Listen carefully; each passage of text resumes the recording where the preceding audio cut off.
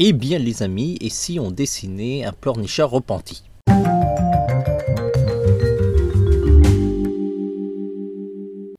Hello les amis, j'espère que vous allez bien. Nous revoilà pour une leçon en 2 minutes. Je me présente, mon nom c'est Vanuita, je suis auteur-illustrateur depuis plusieurs années, plutôt spécialisé dans le dessin manga. J'ai réalisé pas mal d'ouvrages de dessin manga, je vous mettrai les liens dans les commentaires. Et donc à chaque fois que vous achetez ce type d'ouvrage, non seulement vous apprenez à dessiner, mais en plus vous me soutenez dans mon travail. Et je vous en remercie énormément. Voici le dessin du jour, c'est Midoriya ou Deku, je ne me rappelle plus vraiment du nom exact, je crois que Deku c'est son pseudo, et Midoriya c'est son nom réel, sachant que Midori veut dire en japonais vert, ce qui explique un petit peu pourquoi il est habillé toujours en vert. L'auteur a récemment annoncé au Jump Festa que en 2022 c'est la fin. J'aurais tendance à vous dire, comme vous savez que je ne suis pas un gros fan de My Hero Academia, bah, tant mieux, ça s'arrête. Maintenant, reste à voir si ça s'arrête réellement ou sinon ils vont faire des spin-offs, hein, parce que bon, les Japonais sont quand même des champions du monde pour vous dire ça s'arrête, et en fait ça s'arrête pas, hein, la preuve, hein, Naruto avec Boruto. Peut-être qu'ils vont faire une suite hein, qui va s'appeler My Hero Agency, je sais pas. En tout cas, depuis le début de cette série, la Shueisha fait le forcing à donf pour qu'elle marche. Et d'une certaine manière, on peut voir qu'en France, la sauce a l'air de prendre. Ça fait le bonheur de Ki-hoon, hein, qui avait misé sur My Hero Academia, alors qu'à la même période, Kurokawa avait misé sur One Punch Man. Pour le coup, One Punch Man, ça n'avance pas des masses. N'hésitez pas à me dire en commentaire si vous préférez One Punch Man à My Hero Academia. Je vous avoue qu'en termes de développement, je pense que My Hero Academia est beaucoup plus sympa que One Punch Man, dont l'histoire stagne un peu et on ne voit pas trop comment le personnage peut évoluer. D'ailleurs, il n'a pas évolué du tout depuis le début, hein. Saitama reste toujours le même. En tout cas, s'il y a d'autres personnages de la série My Hero Academia que vous voulez que je dessine, n'hésitez pas à me le dire en commentaire. Je pense que les prochains que je compte faire, c'est Momo, parce que c'est une fille plutôt sexy, et que j'ai une préférence de dessiner les personnages féminins. Mais vous avez aussi votre influence dans la liste des dessins que je vais faire prochainement. Avant de nous lancer dans les dessins, pensez à nous encourager en faisant un like dans nos vidéos, éventuellement à nous décourager en faisant des dislikes.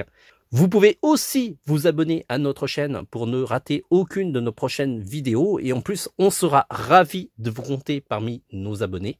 Et puis, n'oubliez pas de partager ces vidéos à tous vos amis dessinateurs. On a beaucoup de vidéos sur notre site tvhland.com. N'hésitez pas à me proposer en commentaire de futurs dessins à faire. Plus vous êtes nombreux à me proposer un personnage et plus j'ai tendance à prioriser ce dessin. Je vous rappelle que les dessins en 2 minutes sont possibles grâce à la technologie Repaper. Il suffit de placer une bague magnétique sur un crayon à papier, ensuite allumer l'appareil, fixer le papier sur la tablette grâce à 2 pinces, et ensuite il suffit de dessiner de manière normale avec le crayon à papier.